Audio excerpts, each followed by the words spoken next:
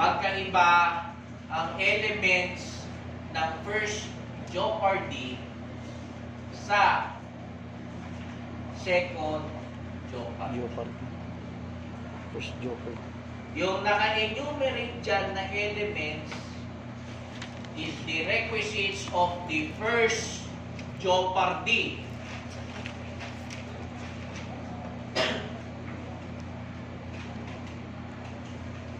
Yung second jeopardy, ang elements, identity of the parties, identity of the issues, identity of the crimes, or even necessarily included in the crime charged in the first jeopardy.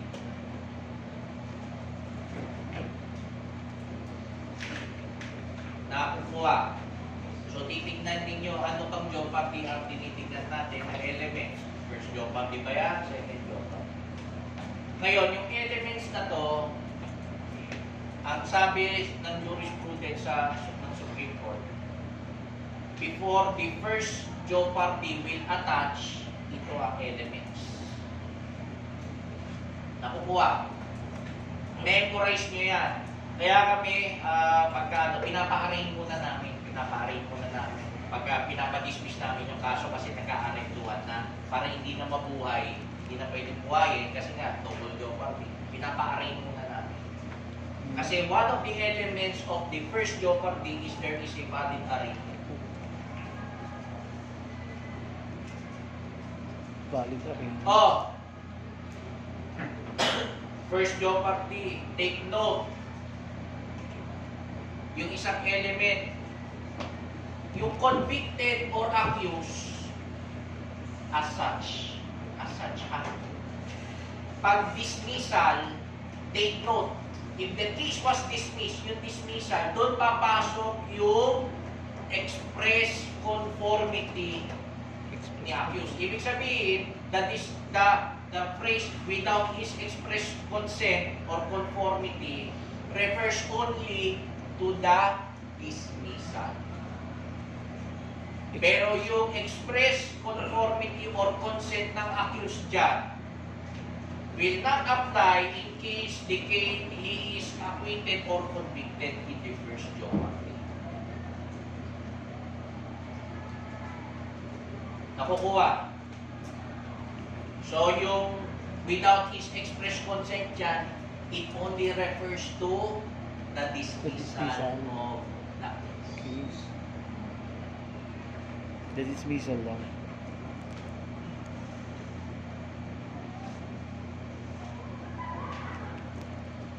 Yung arraignment na element dyan, yun yung after the accused had pleaded to the charge. Pleaded to the charge.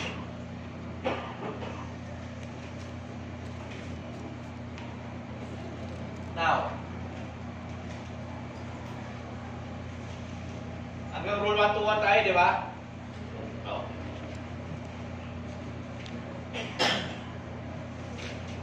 There are a plethora of jurisprudence which says that a judgment of acquittal is immediately final and executory. Acquittal. Ibig sabihin yun na yun. So, in case of judgment of acquittal, na pawalang sala, the prosecution is prohibited from filing a motion for reconsideration, a motion for new trial, and an appeal.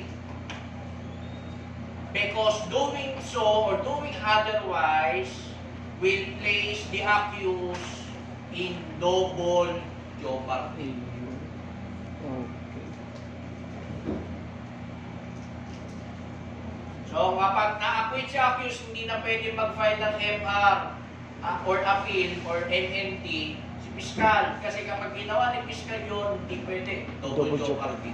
May power ka. Now, if you are the prosecutor, marami din private practitioner, ibang lawyers, hindi alam ito, kahit judge, hindi alam to. Meron pa akong muntikan makadebate dito sa Abogadong Pinoy tsaka sa Mustato.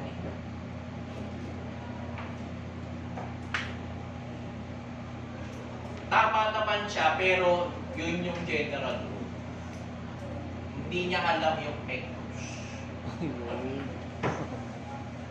So, general rule tayo, di ka, pag fiscal ka, judgment of acquittal, di na pwede MR, di na pwede appeal, di na pwede motion for new trial. Kasi, kapag judgment of acquittal, pinay mo yan, double jeopardy. So, bawal. May pectus.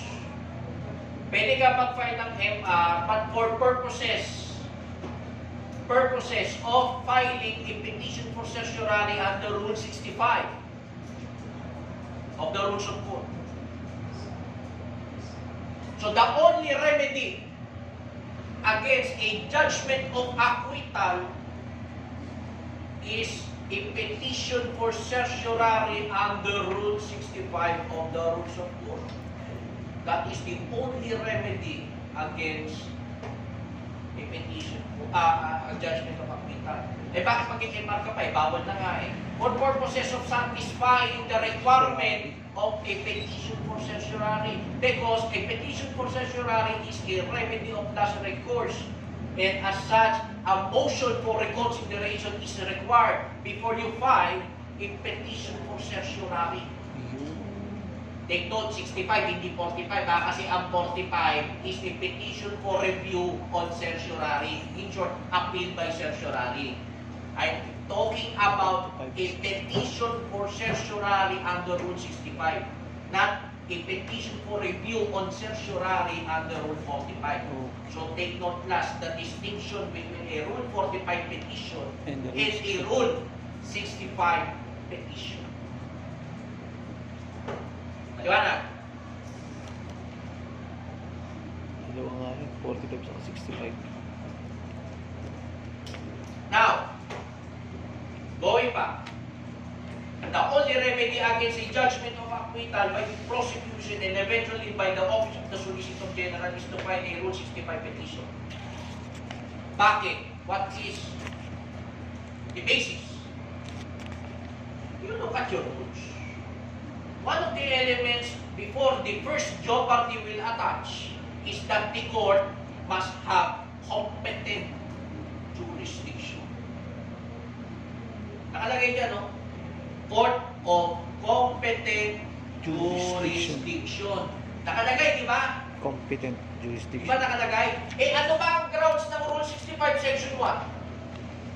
The court is acting without or excess of its jurisdiction or with grave abuse of discretion amounting to lack or excess of jurisdiction. Pag nag-file ka ng Rule 65, ibig sabihin, sinasabi mo sa lower court na wala siyang jurisdiction to render a judgment of acquittal because of grave abuse of discretion.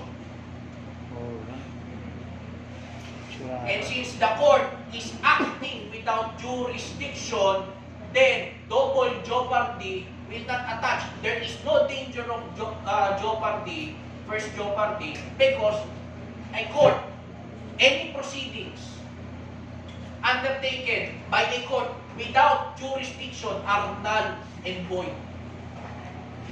As if walang nangyari. So since walang danger of jeopardy, hindi mag-a-attach yung first jeopardy, pwede Rule 65. Rule 65. Yun Rule ang 65. Mali? Maliwanag. Yes, naka-record. So, hindi appealable ang judgment of conviction. Pero, certiorari po. Only academicians coin that term, certiorari po. Wala naman talagang word na certiorari po. Pero, for purposes of our discussion, para lang alam. Not appealable, but certiorari. Kasi, element ang jurisdiction. Before the first jeopardy will attach. Am I making myself clear?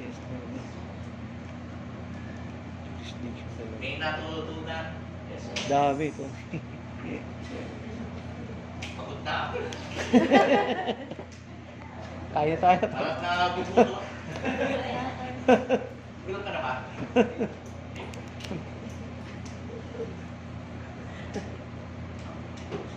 Ikaw, may natututunan ka naman.